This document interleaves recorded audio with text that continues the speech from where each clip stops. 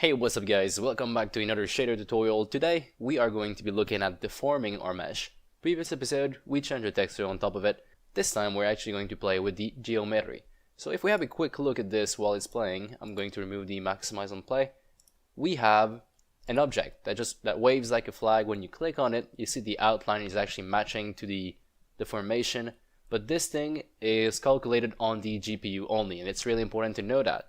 This means that your game logic and your game physics are not going to take care or actually care about this at all. If you just take a sphere right here, I'm going to put a rigid body on it. It doesn't care about the deformation. This is calculated only on the GPU and it doesn't really move, as you can tell. So without further ado, let's get right into making this thing. I'll be deleting what I currently have and we'll be making it from scratch. We have a typical Unity plane right here, and this is more than 4 vertex. So of course there's one right here, right there, and right here, but there's also other vertex in the middle. It looks a little bit like this if you can see the collider. Alright, so without further ado, let's just jump into making this thing. I'll be creating a new material. This material is going to be a simple deformation, and again, new unlit shader. This is going to be a simple deformation. Same name, I'll just be keeping that convention. And let's drag and drop our simple deformation right on top of our plane. Now we're going to double click on simple deformation, the shader, and change the name at the very top. So M3K, simple deformation. We're now ready to go back in the game and apply this to our shader. And here we go. And today we're also going to be playing around with some built-in values. Just like last time we played around with the sin time. Today we're going to be playing with object to world. And let me explain to you something real quickly. When we actually go through the Vertex Shader, we don't receive the 3D position of the object in the world. We actually receive it in a object format, so it's like a whole new coordinate system. So we receive it in what we call the object format. Then if we use object to world on those coordinates, we're going to be able to receive the 3D position of those vertex in the world, so in the game scene. This is what we're going to be using today to just make a little bit of deformation. We didn't have to use this, I just want to introduce it, and I felt like this could be a good opportunity.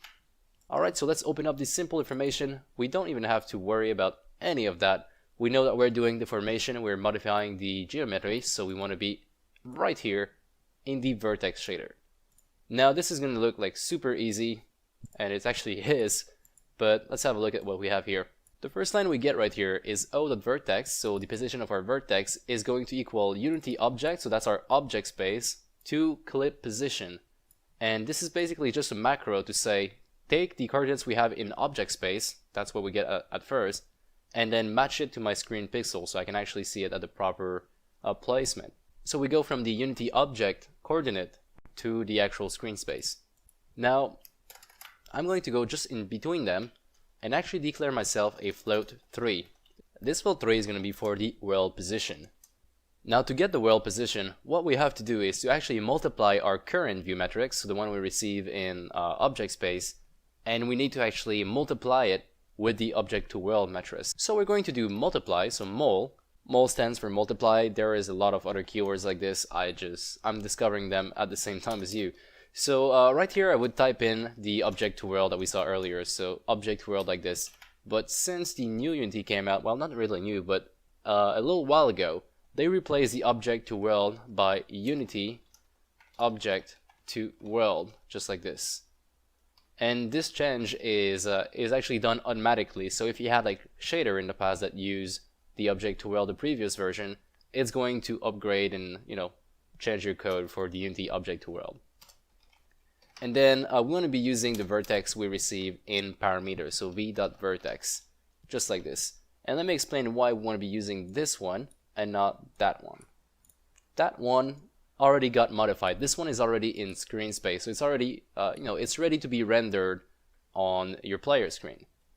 That's not the actual matrix we want. That's not the object matrix. That's like the screen space. That's the proper placement at the end. However, the one right here, the one receiving parameter, still has the original values from the object matrix, and that's why we want to be using this one.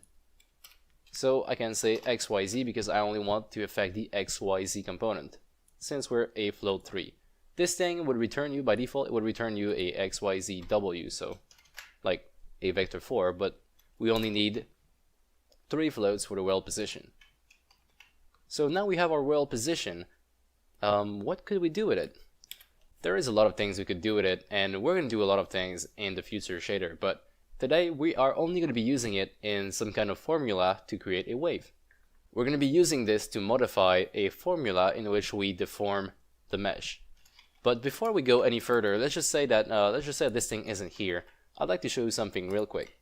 So we said that this right here is like almost ready to be rendered. It's actually ready to be rendered, and we have the proper position.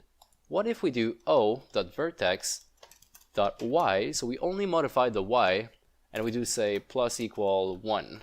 What's going to happen? I don't know if you saw it, but our mesh went up, or it went down actually. Did it went up or down? Feels like it went down, so we'd have to do a minus equal y for it to go up. As you can tell, we're actually modifying this thing. We're modifying the position of the vertex, all of them right now. That's what we're doing. And if you have a look at the pivot, the object is still a little bit below that. I mean, it's right here, and the mesh is a little bit above, so if you have any mechanic, if you have any objects on top of this, they're going to be like going through the floor, basically. Now if we go a little bit further, what if we use the sin time like we did yesterday with the pixel shader? We get a nice floating platform. And like I said earlier, if you want to create a sphere and put it, say, here, it is not going to care about the fact that it's moving or not. So it's just going to do its thing, and the collider is going to stay at the same place. But hey, we get a nice movement right here. Alright, so let's discard this. Let's actually get our position back and create that wave. So what we could do to create that wave is only play with the y component again, so o.vertex.y, and we could say plus equal sin. Again, we're using a sin operation, but this time it's the one that takes parameters, so you can put it into parentheses like this. Now what could we do here? We could say world position.x. So we're actually getting that value based off the world position.x. If we go over here, our mesh is actually deformed based on the position.x in the world. So if we just move it like this, you're going to see that since we're moving this thing, it actually deforms itself. So this is only based on the position of the world. Now to make this move automatically, we could actually add one more parameter that changes every frame, and that is something like sin time or time.w. Time.w is something that increments. It's like time.time in C# Unity, basically. And just like this, we recreated the nice little flag effect, deformation effect, call it whatever you want. We're playing around with the vertex and we're modifying them, so that is fairly cool if you ask me. Alright guys, this is actually going to be everything for today. Thank you so much for watching, and I will see you in the next one.